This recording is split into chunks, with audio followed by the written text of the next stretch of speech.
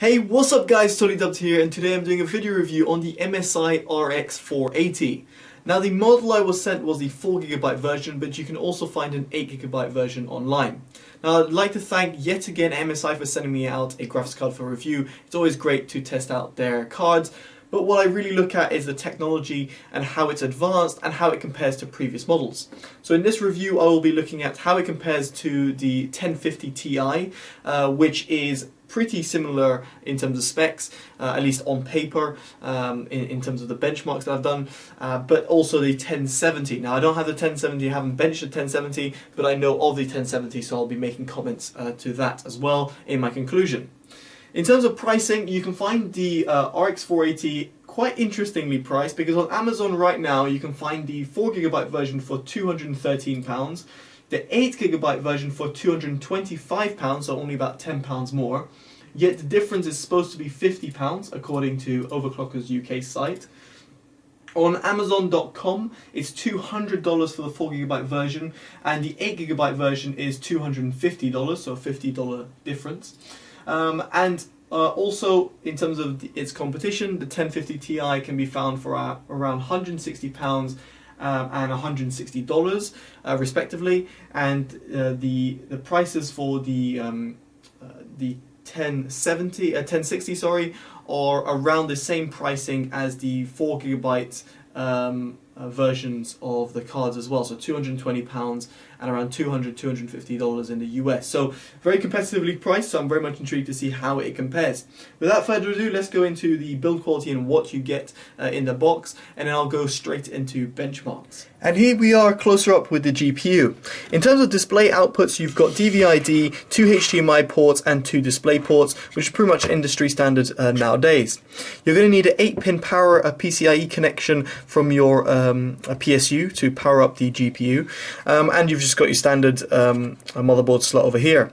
Now the fans over here use the twin Forza design, which is fantastic to see, and you'll see later on in my benchmarks of how it does in terms of temperature and in terms of fan speed. I should mention that the MSI logo and the dragon light up in white, and you've got these little bits over here in red that actually light up within your PC, which look really cool and fit with the AMD theme, let alone MSI's own red dragon theme. So props to MSI for designing a good looking card and also for having the right inputs. Now I'm going to go straight into the GPU benchmark scores, because that's what's really important. Now on your screen right now you can see a GPU Z screenshot. I'm not going to go into the specs, you can look for yourself. Make sure to check in the link in the description below for full specs on the MSI's website. And also I should mention that I was running on the Radeon software 17.2.1. Again, another screenshot here to provide you information on that. Now let's go straight into the benchmarks. Starting off with the Heaven benchmark, which is a synthetic benchmark, I'm able to see how the RX 480 performs. Now you can see the benchmark FPS on your screen right now, and you can see it performing relatively well in comparison to the competition, especially in terms of the 1050 Ti, and it's very close to a 970. Moving on to the max FPS, yet again the 480 performs very well, but is slightly shy of the 970. However, when it comes to minimum FPS, you can see the 480 dropping down to 1050 Ti level, where it's pretty much identical in terms of its minimum FPS, which is slightly a shame. Now, moving on to the benchmark score, the 480 yet again performs relatively well and competes with 970 level.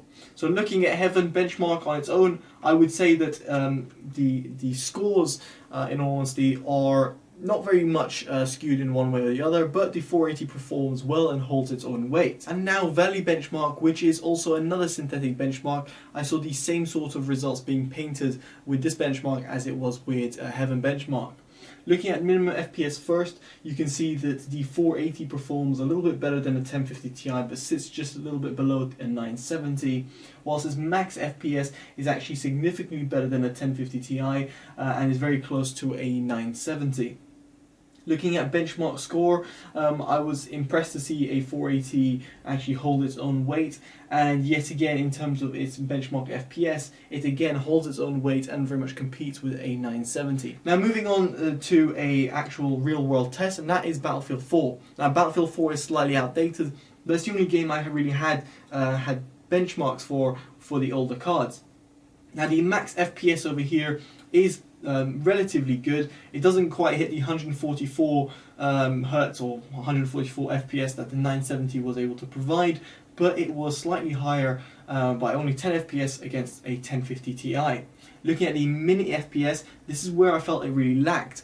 This is surprising to me because I would have thought that the VRAM of 4GB would have aided it, but unfortunately not. Versus the 1050 Ti, it sets just a little bit below.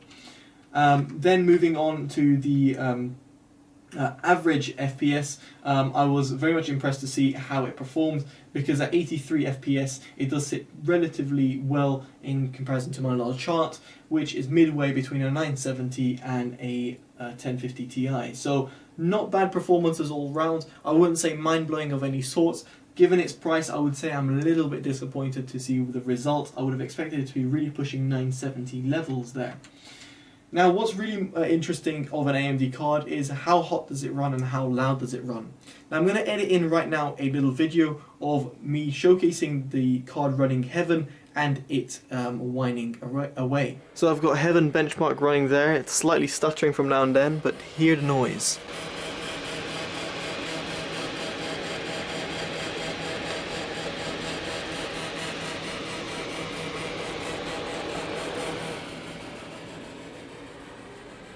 So as you were able to hear, it was actually quite loud, and that's because the fans were running at a ridiculous 92% versus NVIDIA equivalents that run at 60% using a same sort of twin Forza design from the MSI cards. I was very much surprised to see how the RX 480 was actually a very loud card. It reminds me of the older AMD cards out there, and I thought we've come far from that, but unfortunately not. That is just how the architecture runs. It's very, very hot. At least it is hot if it is not cooled properly. Thankfully it is cooled properly, but that said, you do need to run it quite loud.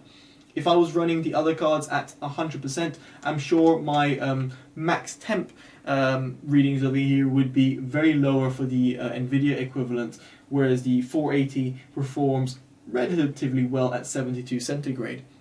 So we're not hitting the thermal threshold, but it is still something to consider in terms of loudness. I wouldn't say silent gaming is really possible with this, and it's still something that you're going to have to run with your fans running at pretty much max speed. Finally, I would like to mention power draw. Now, power draw has always been another talking point when it comes to AMD cards, and yet again over here, I felt that the AMD card was running quite a lot of power from the wall, so much so that it was competing with older generation cards. In comparison to newer generation NVIDIA cards, it stands no chance. So if power is important to you, then the AMD card won't be for you. Which pretty much leads me down to my conclusion. What would I get? Would I get a 1050 Ti, a 1060, or RX 480?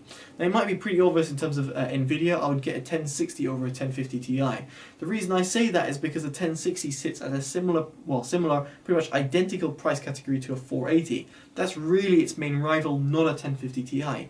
Yet, in terms of benchmark scores that I had, 1050 Ti was the card I had benchmarked, because I haven't had benchmarks for the 1060. And in that respect, it sits very closely to 1050 Ti, which makes me believe that, in all honesty, the RX 480 isn't worth it. But hold your horses before going to the NVIDIA green team. Even though I have an NVIDIA card myself, I actually somewhat regret having an NVIDIA card all the time because I have an AMD FreeSync monitor. Now, if you are building a budget PC, you're probably going to be on a budget monitor. You're not going to have a £400 monitor like I do. You're going to have a £200 or £150 monitor. At that rate, you're never going to find an NVIDIA G-Sync monitor. Now, why is this important? It's simply because if you have a game like Battlefield and you're going to have lots of tearing in there when you're hitting out high FPS at 1080p, for example, then you're going to want to have a tear-free experience, and the only way you're going to have that is either have G-Sync or AMD FreeSync. Given the fact that the monitor market right now, if you want a G-Sync monitor, a decent 144Hz G-Sync monitor, you're going to have to spend about £350 anyway for that, which is very, very expensive for a 1080p monitor. In other words, if you want to benefit from AMD FreeSync, you have to get an AMD card, which, in all honesty, get the RX 480, and then you can enjoy that tear-free gaming whilst having a much cheaper monitor. So it really is up to you. If you're not going to be buying an NVIDIA certified monitor with a G-Sync within it, then it might be worth considering, if you're on a budget, to get the 480 over a 1050 Ti or a 1060. If, however, that sort of budget can be extended, then I would arguably say invest in a better monitor with G-Sync in it and get the 1050 Ti and enjoy G-Sync from it. At least I think it has G-Sync. Nevertheless, that is an option that you can consider. All the options are up to you, to be quite honest, and for me personally, it really depends on, if I was buying it, what I would prefer. Drivers have come so far right now, all terms of support, gaming support, everything there is pretty much equivalent. It just comes down to the price and your actual equipment, and in this case, it's the monitor. Hopefully that's made a little bit easier for you to make a decision between the 1050 Ti, 1060 and the RX 480. Any questions, pop them below. Make sure you like, comment, subscribe and favorite and share this video, as it always helps the channel grow. And again, as I said, make sure you comment below in terms of your opinions between the three cards and about the video itself. Alright guys, I've been TotallyDubbed. Take care and bye bye.